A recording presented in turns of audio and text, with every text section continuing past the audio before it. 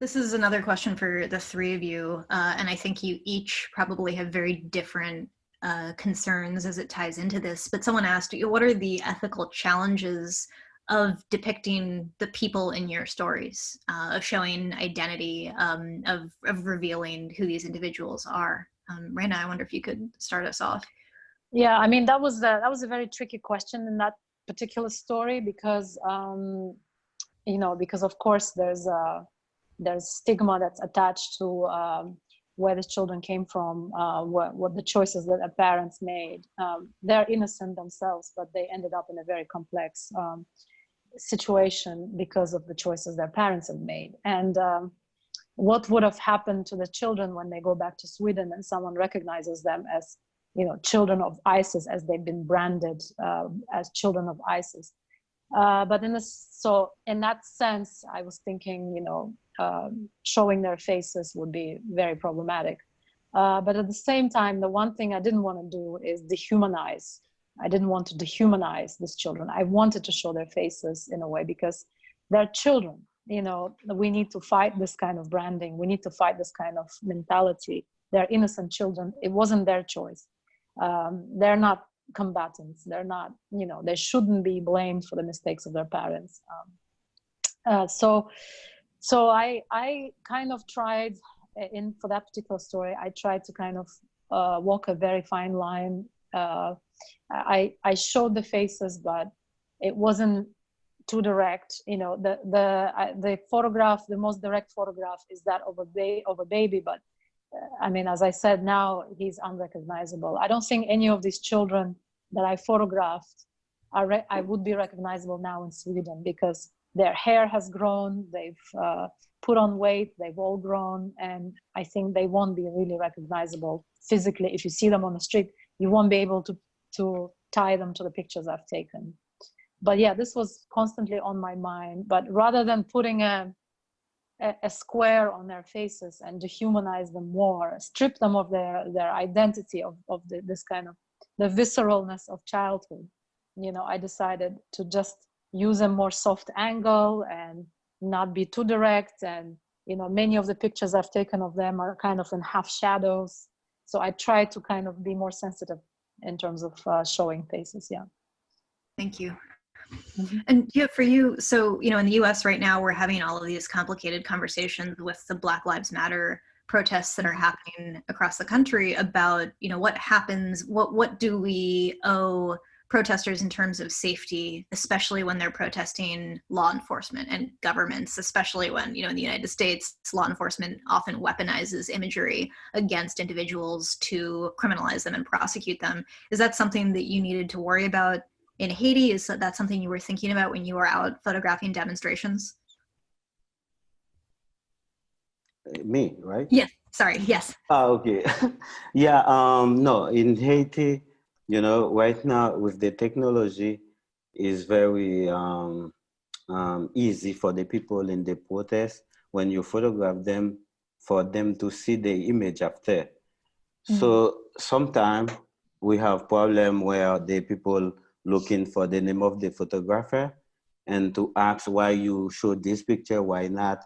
And sometimes I have people write me on Facebook to, to say me bad word. And sometimes they talking about why you show the bad side of Haiti. But, sometimes I explain them, I am a photojournalist. I have to show what is good and what is not good, what is functioning, what is not functional.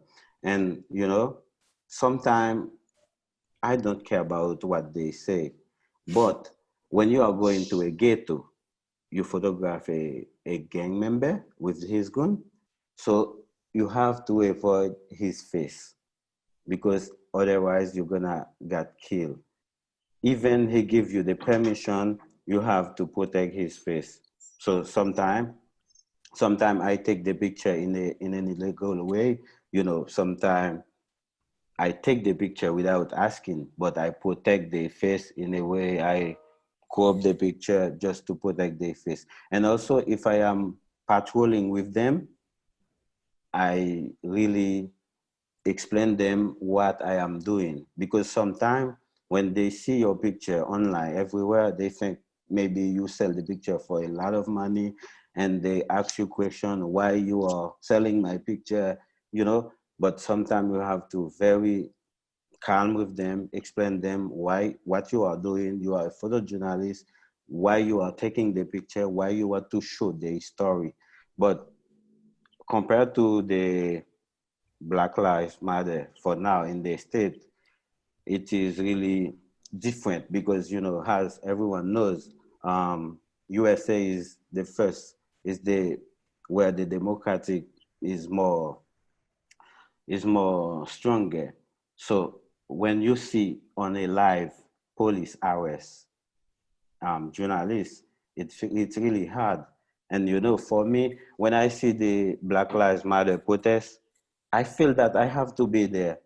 And also I feel that I will be arrested because I will try to find the picture that I have to show to the public to explain the story. But I think police will realize they don't have to arrest journalists because we don't have problem with them. We show what we see. We don't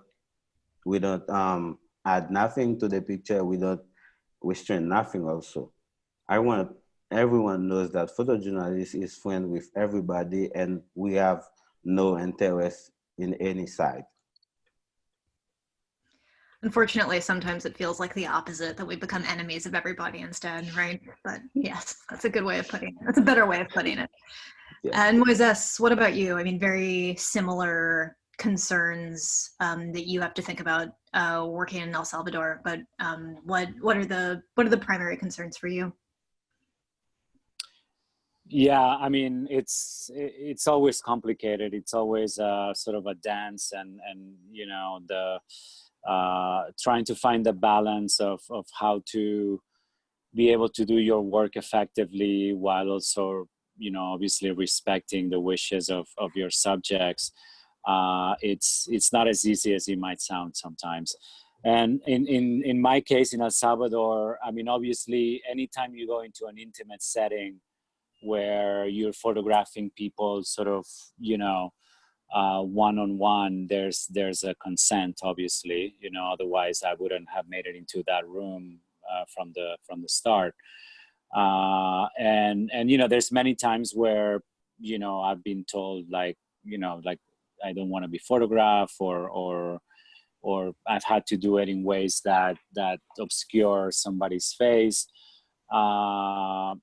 The tricky part is more in public settings, and when you're sort of reacting to something that's going on the street, you know, as a journalist, you know, you're sort of trained, I guess, to you know, to sort of be these sort of fly on the wall approach, you know, which I think it's appropriate for certain instances, but not for everything, you know, and I think that then that goes also into the conversation of objectivity, etc., which is it's also a complicated one. But I just think, you know, in the context of this particular story, anytime that I was you know, in a setting where it was me and my subject, of course I asked for their permission, and I explained to the best of my ability what the pictures were for, what the potential was of exposure, you know, and obviously what the aim was of the story that I was working on.